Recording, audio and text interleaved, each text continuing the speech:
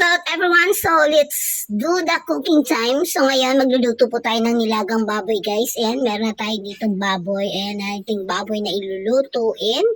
At meron din tayong mga ingredients dito. Ayan, guys. Yan na po yung ating mga isasahog sa ating nilagang baboy. Ayan, nakikita nyo naman yan. Yan po ang ating mga ingredients for today's video. Ayan, guys. Naka-ready na yan. Nahiwa ko na po. So, all we have to do is to do cooking.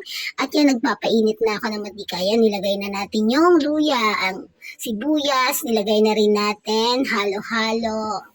Ayan, nilagay na natin yung baboy. Ayan guys, unahin po natin igisa muna yung baboy.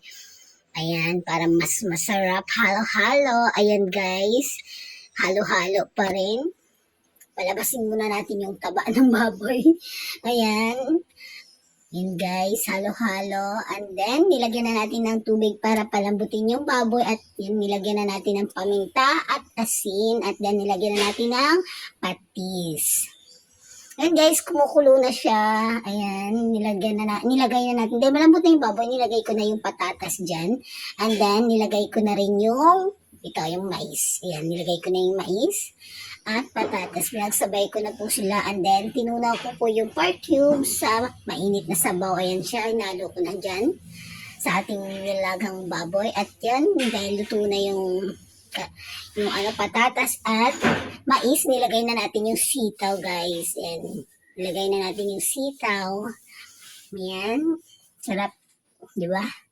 At yan, nilagay na natin next yung repolyo. Ayan, nilagay na natin ang ating repolyo.